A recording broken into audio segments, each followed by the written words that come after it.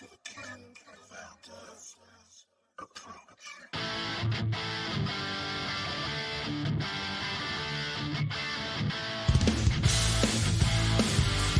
Hey, welcome on in. It's your boy KB coming at you from my Soul Renegade Sound Studios right here in Minneapolis, Minnesota.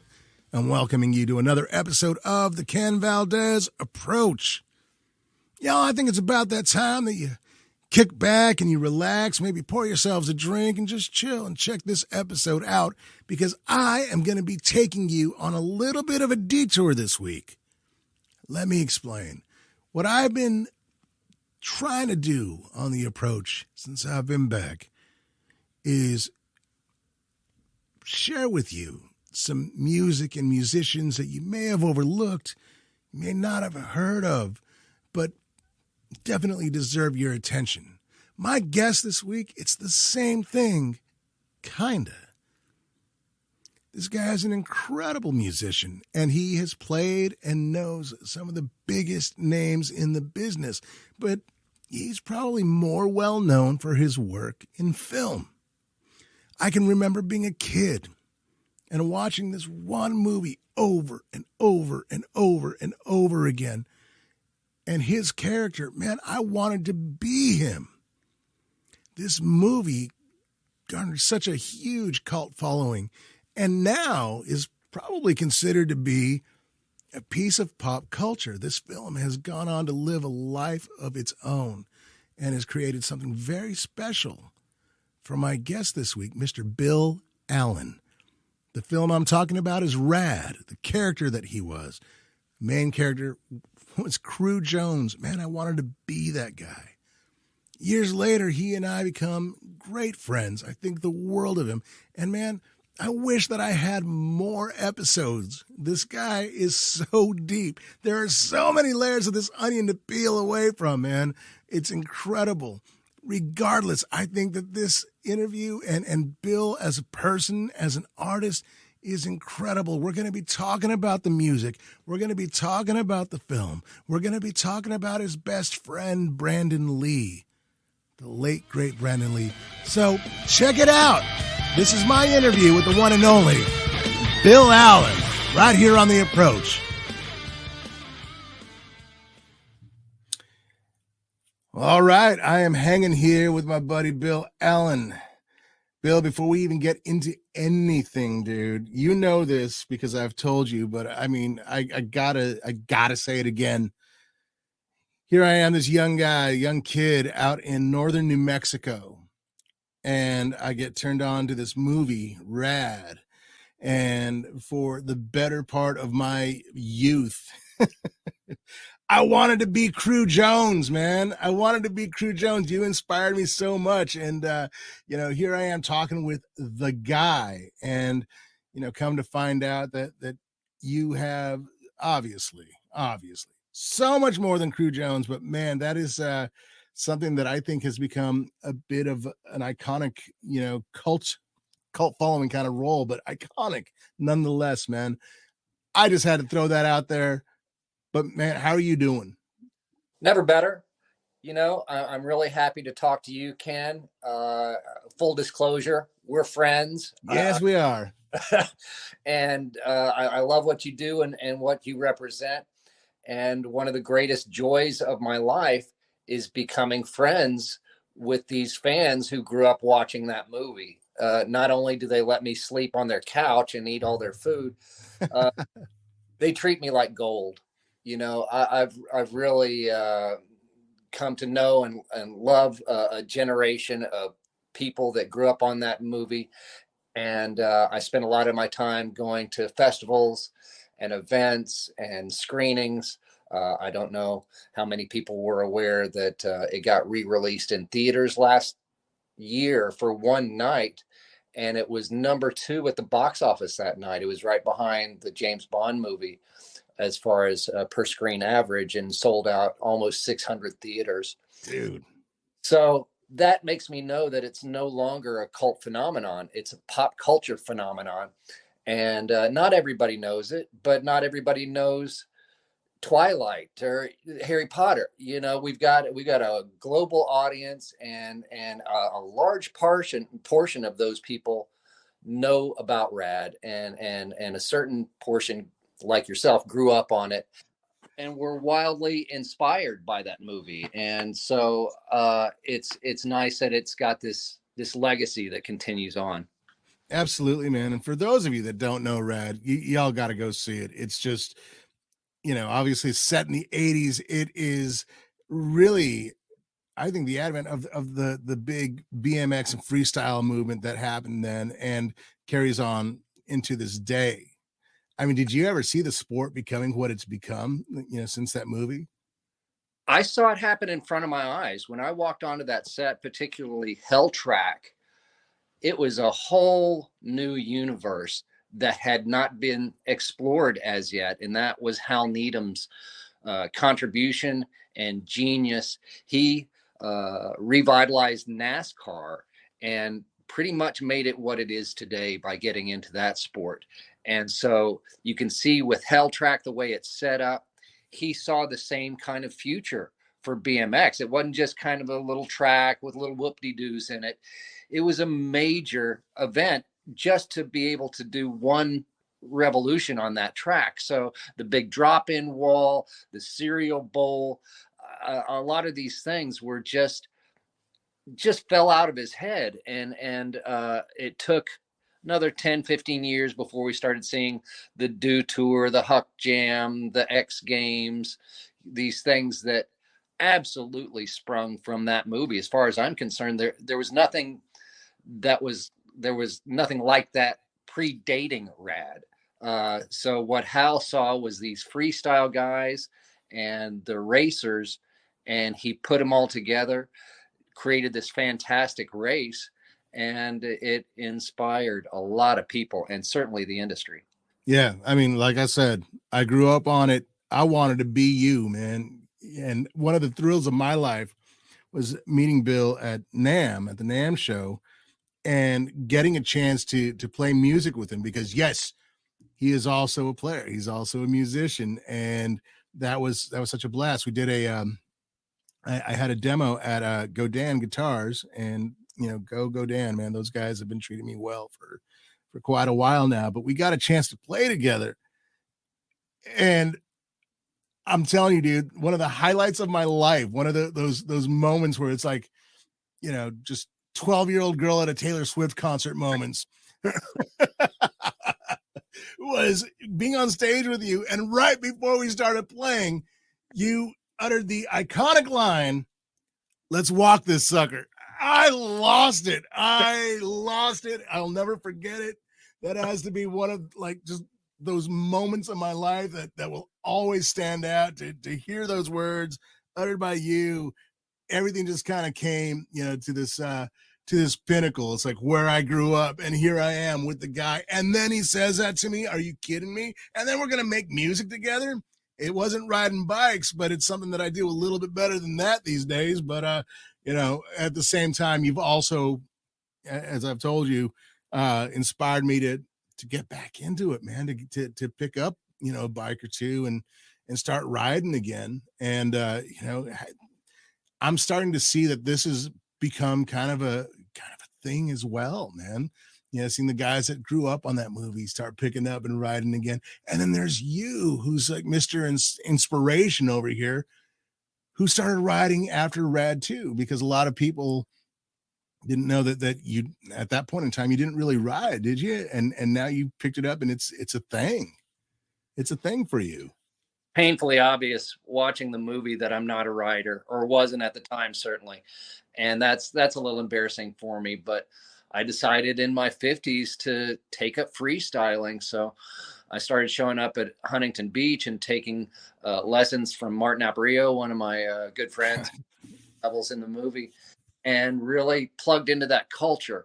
So it's still a big part of my life. I do a lot of these bike events. I've got a signature bike frame of my own, and I'm on my bike pretty much every day now. So I don't have anything to compare it to. Certainly in my life, where this 6-week job 35 years ago still has such resonance in my life and my daily practice and the friends that I surround myself with. That's really the gift of that movie. How cool, man. How cool. Yeah. And again, so I was saying that we got a chance to play together. So tell me about musically where you come from. Well, I come from the greatest musical tradition of the 20th century, as far as I'm concerned. The Texas blues scene in the 70s, where I grew up, was such a hotbed. If you're a blues fan, on Greenville Avenue, any day of the week, you could see Freddie King or Johnny Winter or Stevie Ray Vaughan or the Fabulous Thunderbirds or Smokin' Joe Kubek or 100 others. That it was just mind-boggling. Now, this was what I grew up in, and yet I had a special appreciation for what was going on around me, and was too intimidated at the time to really try to become a musician myself. Everybody else was playing music. Why did I need to? Right. And you could drive down to Austin and see the whole Willie Nelson revolution that was taking place at the same time. Really big stuff was happening, and you're born in it. It's hard to appreciate. So I left Texas and moved to California, and nothing equaled that period or those musicians. And so I still have a great affinity for the Texas blues music scene and those musicians that like yourself, who were affected by it or still are in the mix very much. So I became a harmonica player once I moved out here and got a job in a theater play playing a harmonica player. So that's kind of how I picked it up and took some lessons. And before you know it, I was touring with Lou Diamond Phillips, doing stadium tours and playing Farm Aid. And, oh man. Yeah, it was pretty heady stuff. And certainly I didn't feel deserving of it because I just started. I was such a newbie, and now I'm on a tour bus with my buddies. Dude, I was having a great time. We were all having a great time. Oh, I bet. 4 cell phones and social media. So we were getting away with all sorts of craziness, man. God, I could only imagine, my friend. We'll have some conversations later on, but to live that life as kind of your rock star fantasy, but we were living that dream, not poking around at it. We were doing it. And so that's been an incredible gift. And so I spend my time playing guitar now. I got a little entranced by some guitars that were gifted to me, and like I said, coming from that strong guitar tradition. Oh yeah. It's in my psyche, and now I'm just trying to play those notes that have been in my head since the 70s. Knowing you and knowing who you surround yourself with, and knowing that you are, you are a musician, and you've done the touring and you've done the work, and and you still have a passion for it. How does that differ, or are there similarities? Are there, parallels with you and music and you and film? How does that play together? Well, I mean, they're different disciplines, but I just figured out that I'm an artist at the end of the day. And you stop putting limits on what you can or cannot do. So for me to stand up at the NAMM show with somebody of your stature at a very exclusive event, and it's just a thing, it felt like, well, this is what we do.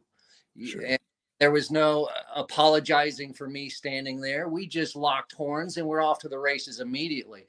And that's got great meaning to me, to be able to share that stage, with my little misery whistle and stand that. I don't think I've ever heard it called that, but that's amazing. I love that. Well, listen, you play the starvation box. I'm on the misery.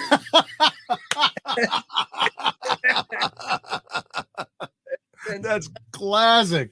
Somehow we got through it, Yeah, man. So this is just a great joy to me, and hanging out with Walter Trout that day, and Yeah, man. oh, look at who's over there and who's over there.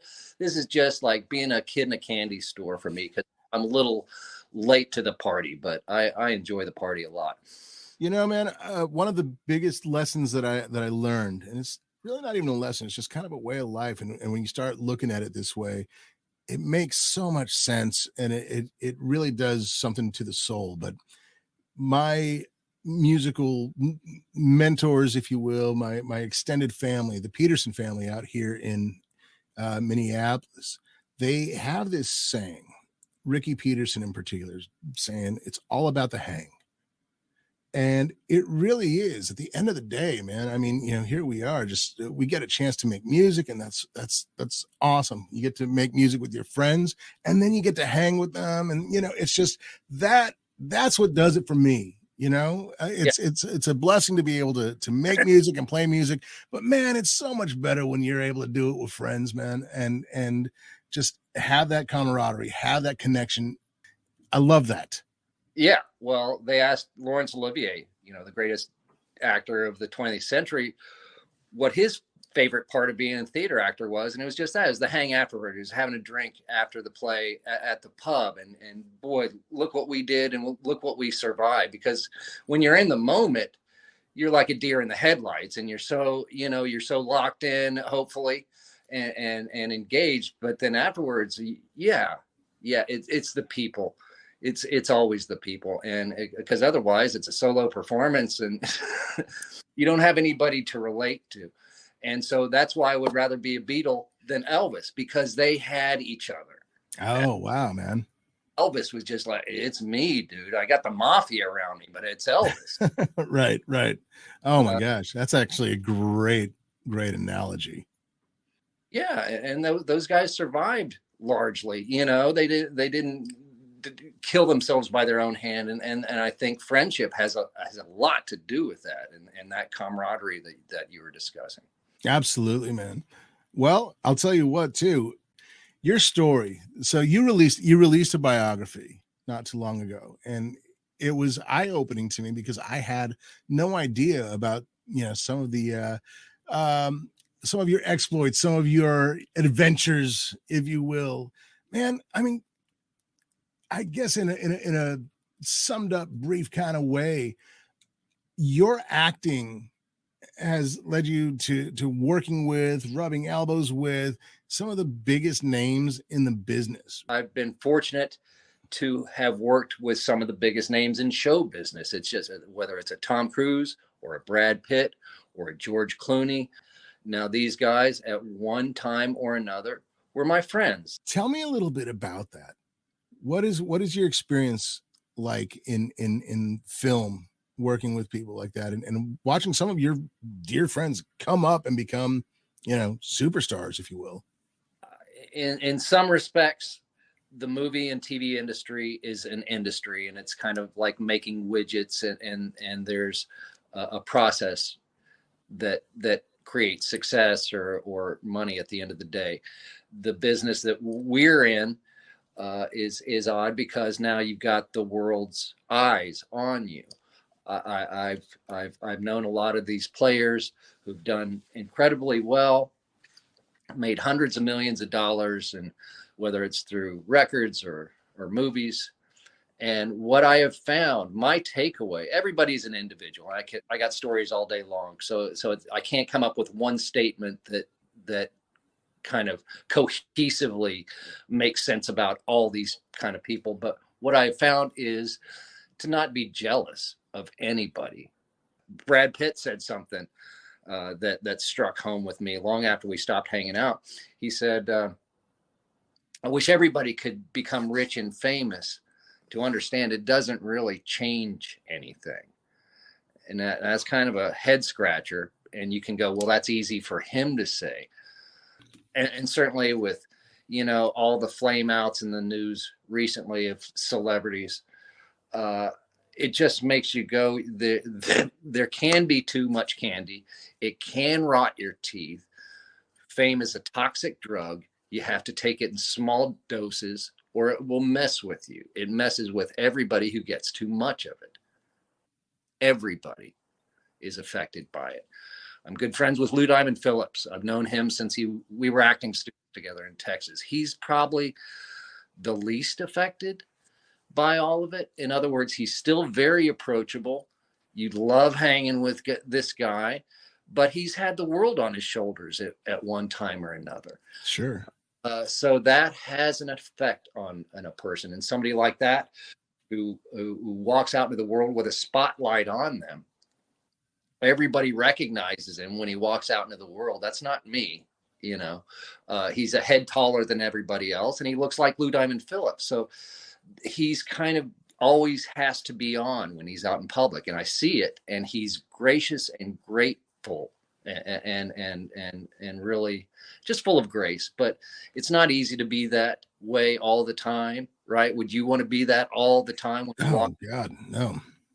Just fair game for anybody sitting down to have a intimate dinner, and you've got a line of people waiting to talk to you. It's just, it's a different pressure.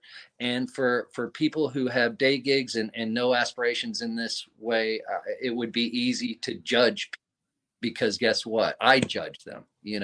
I sat there and watched the Will Smith thing play out, and I was in shock and horror as everybody else, but who am I to judge? Who am I to judge? The guy, I've just seen it. The people, it's like a death of 1,000 cuts. Everybody wants something from you. If you're in that position, everybody wants something from you. And I'm guilty of that too. When I get in the presence of somebody like that, I sometimes I have a list of favors. Sure. And I'm not proud of that. And so sometimes the line gets blurred, and as opposed to this is my friend, or this is my friend who can do something for me. Right. And we've had some conversations recently about projects we've gotten involved in. And that's always a delicate balance, because I only want to work with my friends. This is right. This joy is getting to hang with my friends. Yes. The hang. There we go again. Getting to create great work. But often it comes at some sort of price, and you don't want to ask too much of somebody who's just being approached all day, every day for things. You just want to be that guy who doesn't want to be that just energy sucker when you walk into the room. So my advice for anybody who gets into that position where you're in a room with somebody like, the Queen of England, whoever, just act like you belong there. Just act like you belong there. Right. Sure. And be nice. Be nice. And be nice. Right. It's not but it's rule number one. And it's how you get invited back into the room, I think. Absolutely, man. Well, I mean, just out of curiosity, if you want to throw some names out, who have you worked with? That I would be of note, aside from Bart Connor. I named a few, and we'll start with Rad, since that's what I'm most famous for. Of course, the most infamous one of late is Lori Loughlin. And you got a chance to make out with her. That's great. I did, and I got paid. Yeah, these are all cautionary tales. Who's had a more successful or long-lived career than Lori, and yet she's done hard time. I haven't. You have, so it's just you got to be careful out there. I was having a conversation with a young writer yesterday who's on his way. He's on this launching pad, got many big projects happening, and I just had to warn him, because I've just seen it happen too many times, and we've seen it in the press too many times, where people just they break down. They get handed too much success too early, and it doesn't go well. And I think that way often about my life. What would have happened had it gone that way instead of where I am right now, which is nice. I live a nice little existence here. But had I been a Johnny Depp or a Charlie Sheen or whatever, I don't think I would have handled it well. In fact, I know I wouldn't have handled it well. I didn't handle the little bit of success I had. Yeah, I wasn't smart. I was in my 20s. Who's smart in their 20s, dude? And then you're handed all this power and success, and you've got a team of people working for you, and your parents are working for you, and it's fraught with pitfalls. Oh, I can imagine. Absolutely. But what I find really great about you is that you do have your hand in so many different aspects of the biz, whether it be music or in film. And that is almost more appealing to me, because you have these skills that allow you to, make your way in and out of the entertainment industry and present things of substance, music, the fact that you're a phenomenal actor, the fact that you can, well, you're also a filmmaker, man. I'm really amazed at all that you do, all these skills that you have. And it almost seems like that's a better way to go. Or am I wrong? Do you feel that way? For me, I stopped running around with a headshot, going to casting offices a number of years ago, because you're handing off all your power. And if I'm sitting across the desk trying to impress a girl who's 25 and new to the business, and now I'm trying to impress her with what I've done, I just want to say, what have you done? You and so I kind of got tired of that, and had some opportunities to start working for myself, and that has meant a lot more to me, because I'm on the ground floor of things that have great meaning to me. I've had some really cool acting gigs, and I'm fortunate to be sitting here talking to you. Somebody's interested in talking to me. This is a big deal. But I just wanted to share something with you. I went to a screening a couple years ago of Star is Born, and we have these Q&As out here a lot where the stars will show up, and Lady Gaga was there for the Q&A afterwards, and she just said something that stuck with me. She said that if your work as an artist doesn't reflect your value system, you're going to have a very short career. And that, yeah, that really stuck with me, because my value system as an actor for decades was, if you're paying me, that's all that matters. As long as it's not a snuff film or a porn film, as long as you're paying me, that means I'm a working actor, and that's how I get my self-worth. Whereas instead of looking around at the work that I was involved in and going, maybe I could do a little better for myself. Is this is this the best I can do? And that was not where my value lied. It was with being a professional actor, as opposed to somebody who can look at himself in the morning and go, I did great work, and this is something I can be really proud of. That's happened in my career, but it was always a happy coincidence. It wasn't the thing that made me show up on set. It was uh, I got lucky on a job, and fell in with some good filmmakers. So that did happen, but more often than not, if I got a call from my agent, there was no thought about, is this a good project? It was, how much are they paying? That's all. And it didn't serve me well. So I've kind of reconfigured the way I approach things, and now I'm just kind of a lot more busy and a lot happier, I think, at the end of the. Sure. So it's a soul thing, it really is. When something feeds your soul, when something really, really affects you that way, it just makes everything, that much better. Yeah, as guys like us who often live gig to gig, it's hard to just walk away from somebody who's flashing money in front of your face, Mhm. right? Really. Right. But I did it last week. It's like, this is not going to make me happy. It's not going to make me feel good about what I'm doing as an actor, and I'm not going to belittle myself. And it sounds obnoxious, but you know what you can do.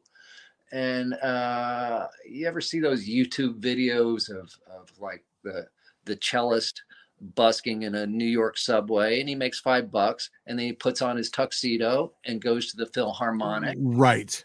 right? And makes his 5 grand or whatever. So it's whatever you're comfortable in. Maybe you're more comfortable as a busker. I don't know. And if that's the life you want, God bless you. But if Yeah, that's man. the life you want and you've done enough of that and you want to move on, there's nothing wrong with that either. And evolving and going, well, that was good for me 10 years ago. That's not good for me now. Right. Right. We're allowed to evolve. Absolutely. Yes. Yes. Dude, let's talk about your friend Brandon. We're talking about Brandon Lee. He was your best friend, man. Tell me about your time with Brandon. Okay. So I was good friends with Miguel Ferrer, an actor who passed about 4 years ago. He was on NCIS. He was in RoboCop. Pretty famous character actor. He had done Kung Fu: The Next Generation, which was a pilot for a Kung Fu spinoff with Brandon Lee. I was best friends with Miguel, very good friends. And he's like, you got to meet my boy Brandon. He's Bruce Lee's son. Bruce Lee's son? That sounds interesting. So I drive up to Miguel's one time and meet Brandon. And he's happy and chipper and so psyched to meet me. I find out later he thought I was Matthew Broderick. He's a little nearsighted. He showed up at an acting class I was in because of Miguel, and that was it. We were joined at the hip from then on, and very good friends. He was just an interesting guy and not what you would expect. He had kind of a chip on his shoulder as a young actor. He had a lot to prove then as a 25-year-old as opposed to a 30-year-old, which is when he died. So he felt like he was on a time schedule and he had to get shit done quickly. And that included a lot of hanging out with his boys and a lot of pool halls and a lot of drinking. But he was also a very serious artist and martial artist. And we became roommates, founded a theater company together with John Lee Hancock. And we really got to see each other. He visited my childhood home in Texas. I visited his childhood home in Torrance. And what can I say? He was among the luminous people I was hanging out with at the time. He was the brightest light. And even though we knew some movie stars, everybody understood that Brandon was going to be the guy. You know, it was just obvious. He walked into the room. You're like, well, there it is. There's the whole package. And he truly was. Not only did he have the looks and the desire to better himself as an actor, which he did, but this incredible martial artist who really didn't study after his dad passed away when he was 7 or 8 years old. Up until the time he was a young man, 22, 23, Brandon didn't study martial arts. He was kind of like a soft, doughy actor boy, theater guy in high school, and was told early on in his career, you're going to have to be a martial artist. That's your way into the door. He's like, okay. So he went and became who he was as a martial artist in a handful of years, 4 or 5 years. Wow. From kind of doughy actor boy to Brandon Lee. And I found out recently that he would show up on set and these stuntmen are going, what do you need me for? He can do backflips that I can't. You know, they're trying to keep him safe and for the high fall stuff and the very dangerous stuff, that he was more capable than any stunt double they ever brought on set for him, which is kind of unheard of. That's why they bring stunt doubles on set, because they're the athletes who can do these incredible moves. And he was so dedicated to his craft. You know, he probably weighed 160 pounds when we were hanging out and doing free weights. And when he got the role of the Crow, he told our weight trainer buddy Daryl Chan that he wanted to look like Mick Jagger. Wow. Jagger's no, he was no Brandon Lee. So Brandon had to lose about 15, 20 pounds of muscle because he had no fat to lose.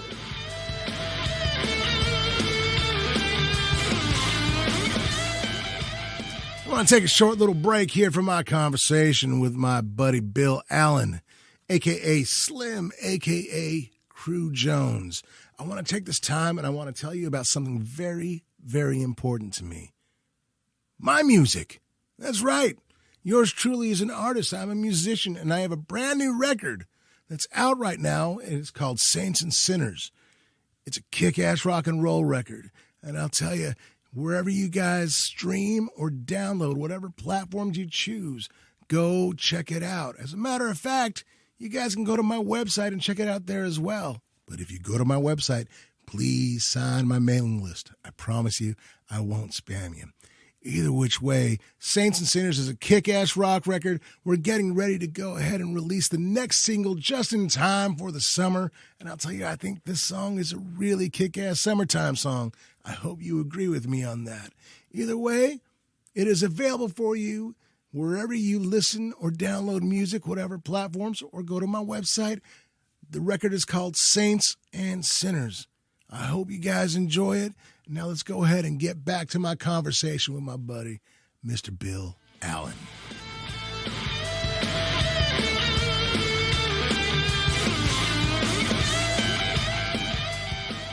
I walk with kings. That's all I know. That's all I know. I'm not one myself, and I'm treated one at times, whether I deserve that or not.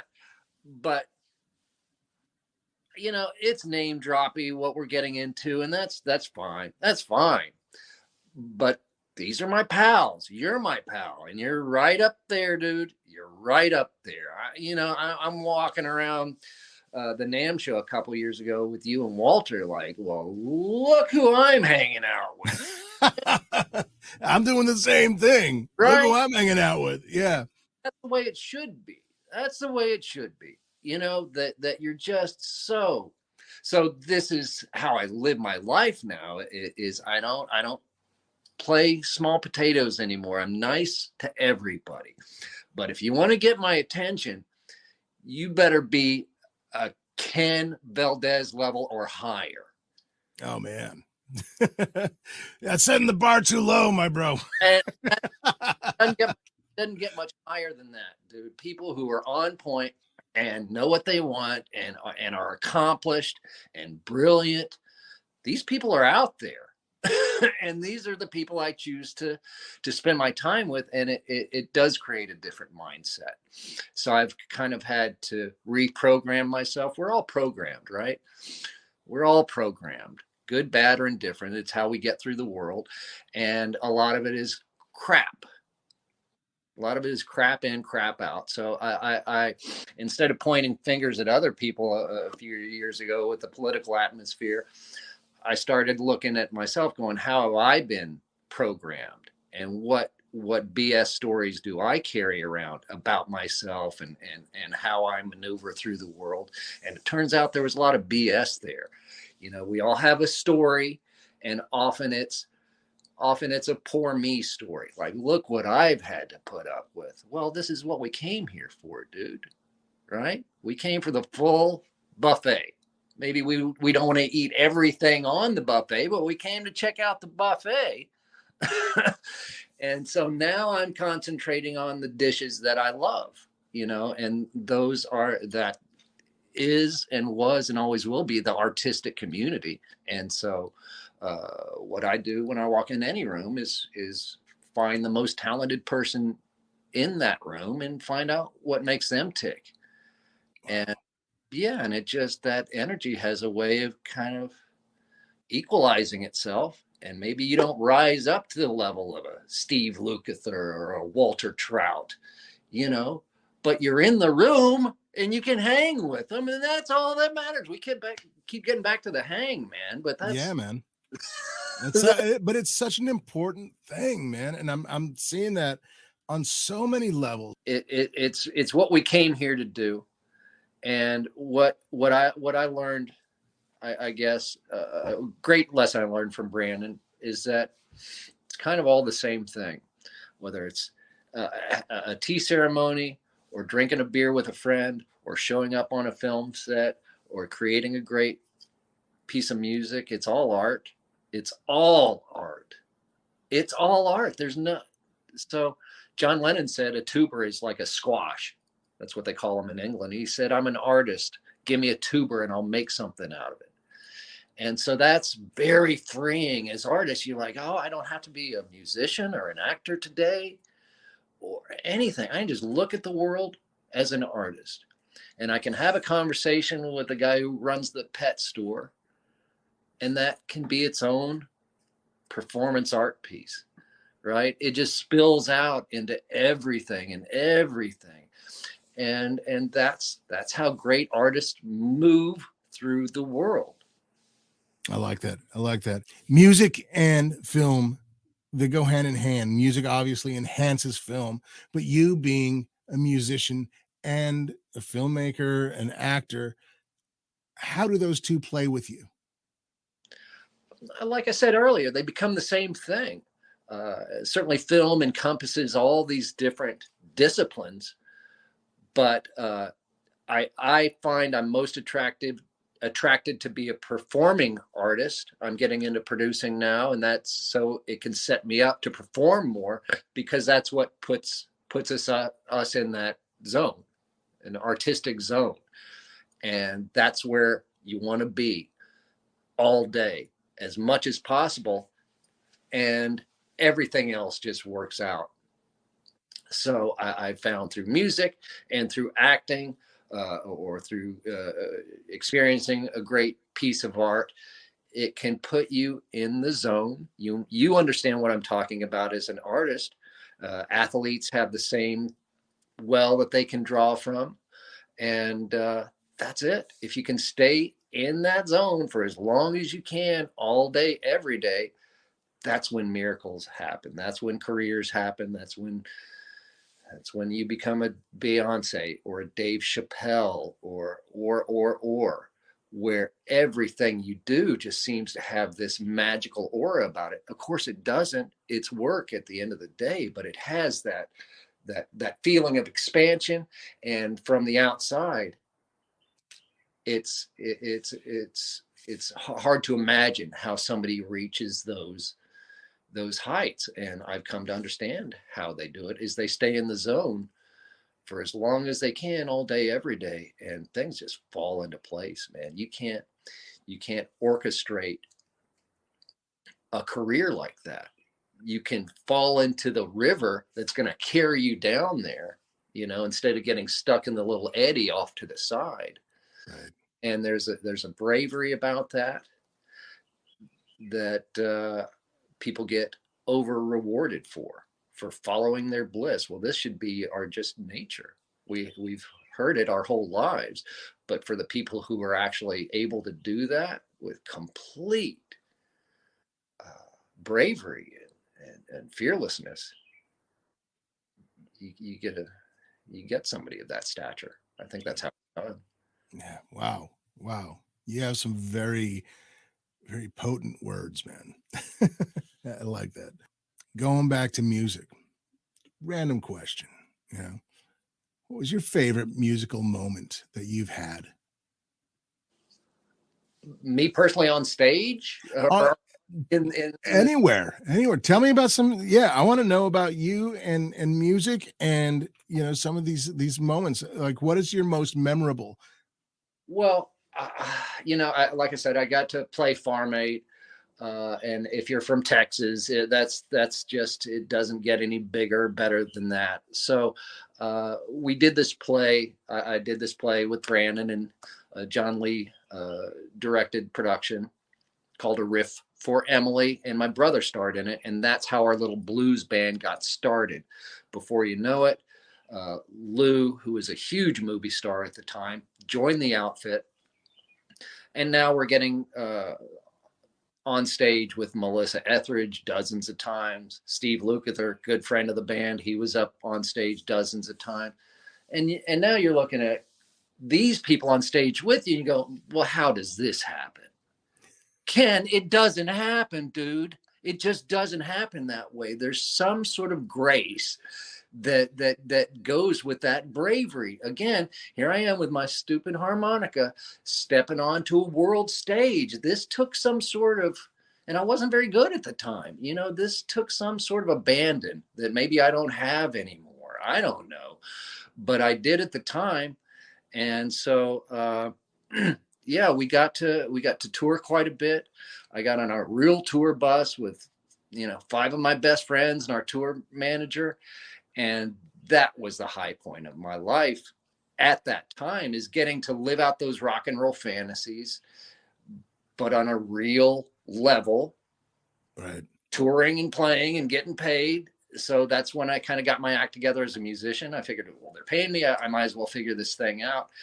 And that was just, we did Nashville Now a dozen times or so, and toured with Billy Ray Cyrus when he was a big deal. So as an actor, to just be able to go, oh, I'm a rock star now, and believe it, that was a pretty major deal. So our bass player, we did our tours out of Nashville. Our bass player, Christopher Lindsay, moved to Nashville, and now he's a major force there. He's worked with every major artist in Nashville, and he's got Merle Haggard's old studio, and we've reconnected recently and played a gig not too long ago. I expect the Pipe Fitters to have a reunion.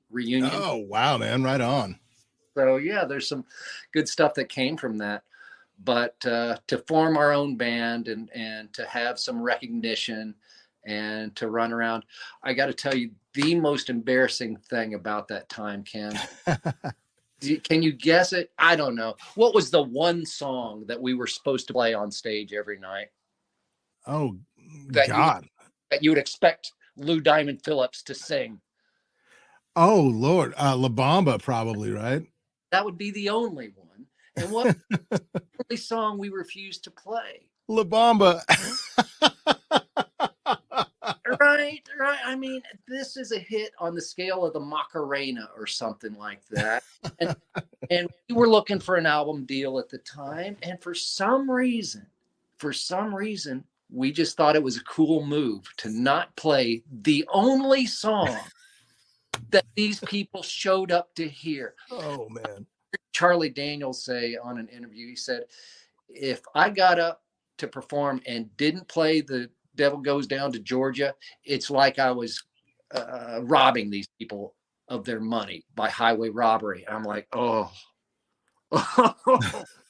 Because of course that's the only song people requested. You know, they hired a babysitter in St. Charles and paid their 10, $20 and and here he's gonna sing what? Not La Bamba? I mean, come on. So, you know, I never went to jail for, you know, the man act or anything, but I did do that. I played many hundreds of shows with Lou, and we didn't play La Bamba once. So yeah. That's awesome. Give me a highlight of your film career, man. What's the one that just kind of shines brightest to you? Good question. I had a nice scene in a movie called Felon with Val Kilmer. I'm pretty proud of. You know, I've got to work with some pretty cool people. Hill Street Blues was my first acting job back in the day. This was no small deal. And then I did that little movie called Rad and got to work with like Talia Shire and Jack Weston and Ray Walston. The film that made the most impression on me that I got completely cut out of was Born on the 4th of July, just because I went through all the Marine training that Dale Dye put all the soldiers through, the actors, I should say, on Saving Private Ryan and Platoon and some of Oliver's Vietnam's films, including Born on the 4th of July. They put us in a jungle training situation, basically, with Tom Cruise, and got to live that life for a few weeks and convince ourselves that we were actually Marines. I mean, how insane is that? So, Right. the thing that came from that experience was a little film called Tropic Thunder. Is that the name of it? Yeah. Yep. Yep. So if you watch Tropic Thunder, that movie was based on our experiences of shooting Born on the 4th of July in the jungle, obviously taken to a whole new level. But a bunch of actors in a volatile country, and they're shooting this war film with a bunch of crazed ex Vietnam vets. I mean, it was very dangerous. Oh man. Wow. Because we're getting close to the end here. I usually kind of just do this thing where, just off the top of your head, you are a little bit different just because you, again, have so much, you have your hands in so many things, obviously the acting and the movie. So I'm just going to go this way and let's just see what happens here. Give me your top three favorite films of all time. Oh man. Wow. I'll start off with It's a Wonderful Life. I know I'm going to regret this later on. Let's go with, oh man, Ken. I'm one of these guys that falls in love with any great movie that falls into my lap. So the last great movie I saw was Death on the Nile. Is that my favorite movie of all time? Nope. No. Can I give you my favorite filmmakers?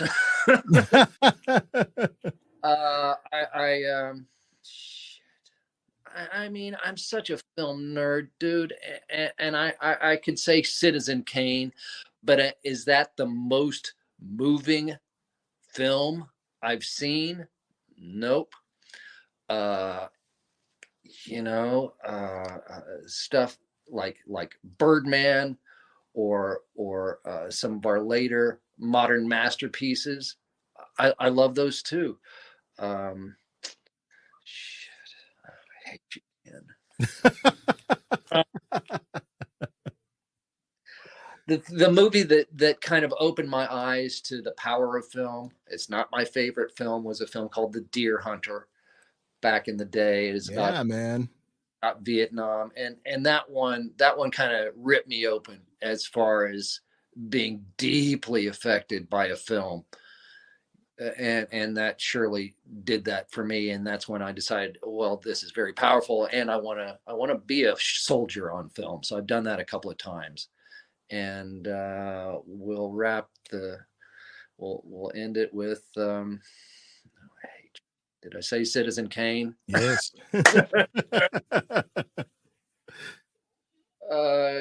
Did they make a sequel to It's a Wonderful Life? No. We can go with Kangaroo Jack or Mac and Me. That's up there. And Jumanji, who can forget? La Bamba's amazing. Yeah, and actually it is. It was one of those films that wasn't supposed to come out. It was recut and had to be remastered entirely. So that's certainly up there because I was there the night the film premiered and got to watch my good friend become a star in one night. Wow. That was pretty exciting. So the after party was at the Palladium, and it was with like Setzer and Bo Diddley was there, and I met John Fogerty and Willie Dixon.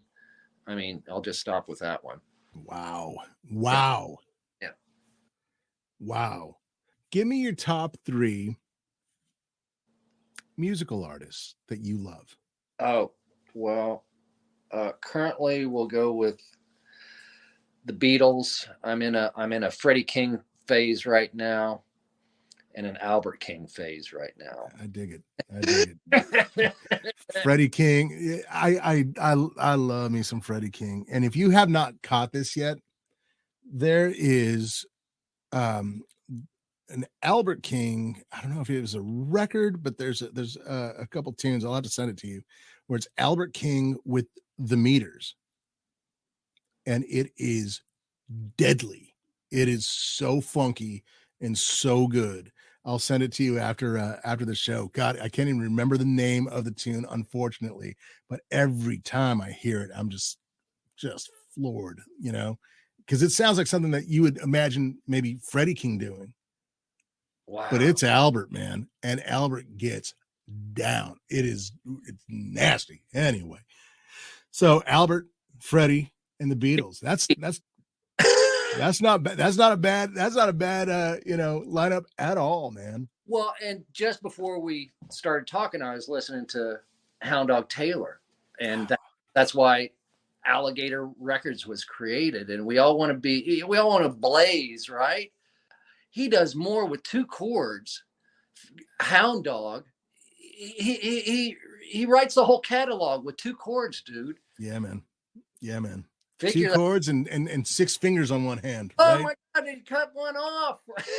The guy is unbelievable, man. And I love hearing that passion that you have for music and for film. It's so, I don't know, it's so cool to know that like you have these two loves and you're successful at both. And man, you've had so many unbelievable experiences and many more to come, dude. I mean, we were talking about a project that we can't talk about yet. When we are able to talk about this particular project, I think I'm excited about it because, like I told you, I know what's behind it. I know where it comes from.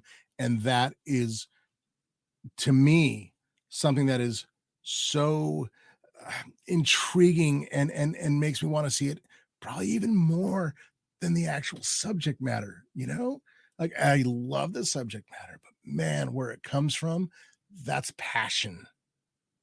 And it's real. And I see it on your face right now. I can't wait, my bro. I'm so happy for you. I'm so proud of you, man. This is gonna be something very, very cool, everybody. Dude, and then there's Rad, the movie that just does not stop. It keeps on going. I'm showing my 4-year-old, who Cru Jones is right now. And every time he's just like, whoa, he has that feeling. So it's carrying on. It's carrying on. How does that feel actually, man, to see this movie that you did, what was it, 35 years ago, just continue and continue to inspire, continue to just kind of, take on its own life. Yeah. Who could have seen that coming? I don't know if we talked about this before, but it was re-released in theaters last year for a night and sold out like 600 theaters and in the US and Canada, and was number 2 in the box office. And this is 35 years after the release. So it still has an impact. There's still kids being named Cru. I'm still going to these BMX events and meeting entire Rad families that'll travel in their minivan 4 states over, and they show up in their Rad Racing t-shirts and they movie on the way. And it's very humbling, Ken. That's all I can say. I don't deserve any of it. I didn't orchestrate it. I took some acting classes, and now it feels like it's something that happened to me, not something I did. Right? That was 6 weeks of my life 35 years ago. And now I'm sitting here talking to you about it and doing a half a dozen events over the summer. That's amazing, man. That's amazing. Yeah. I think back to when I was a kid and watching that movie and wanting to be Cru Jones. And still to this day, the way that film makes me feel, it's not just the nostalgia thing. It feels, I feel the same way watching it now than I did 35 years ago, man. It has that impact. It's amazing how that's, it stands the test of time in that way. And to see what all has transpired, like we were talking earlier, because of the film, X Games, the Do Tour, things like that, Nitro Circus. That's because of Rad, dude. That's because of something that you did. That's amazing to me, brother. I watched it go down, dude. I said some lines and I made out with Lori. And that's great. That's enough. I'll take it. Yeah, man. Yeah, brother. It's always good to talk to you. And man, we got so much more to do. We got some projects that we're going to be working on. I'm honored to know you, man. It's a blessing in my life to have somebody I just idolized growing up, actually be a friend of mine. And it's an amazing feeling. and then come to find out that this guy that I've idolized is just the salt of the earth, man. You're such a good man, and I'm happy to call you a friend. Thank you so much for doing the show, man. You're killing me, Ken. I had a great time, brother, and we're gonna have some fun. Yeah, we are. Yeah, we are.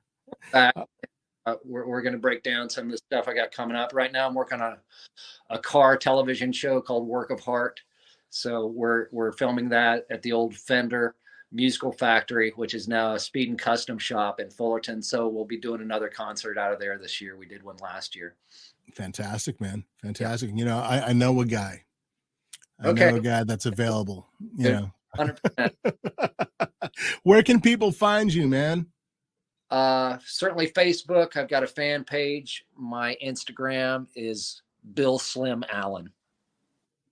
Awesome. Well, go find Bill, man, and just reach out. He is the nicest dude, and man, just humble and a great head on his shoulders. Thank you again, my bro. Thanks, man. Love you. Yeah. All right, love you back. Take care. Hulk Hogan, eat your heart out. Oh, man, I want to thank my special guest, local delivery boy, Cru Jones of Rad Racing. God, I love that movie. I mean, it was everything to me back then, and it still is to me now. I just want to thank my special guest this week, Mr. Bill Allen. I'm so grateful for that guy. I am so thankful for his friendship, man. He is such a great dude. And talk about talent, right? This guy is an incredible musician who can just go rock out on stage and go rock out in the studio. And then he's going to go and do films. And he's an incredible, accomplished actor as well as producer. And he has so many irons in the fire. I just can't wait for y'all to check out all the projects that he has coming up. Some of them might even include yours truly. And all I can really tell you about that is, man, what an honor. I really hope you enjoyed my conversation with Bill. If you like this show and you want to show a little bit of love, go visit me at Venmo. My Venmo handle is at Ken Valdez. Well, I love doing this show. It is quite time consuming, and it costs a little bit of money to make this thing happen, to keep the wheels on this proverbial bus going on, right? So any little bit helps. Go visit me there. Also, I urge you to go check out my website, www.kenvaldez.com. Over there, you can find out about my music. You can find out more about this show. And, of course, there's links to my socials. Go find me on there. Get in touch with me. I would love to hear from you. That's about it for now. Until the next time, my friends, be good to each other. Take care of one another. Bye-bye.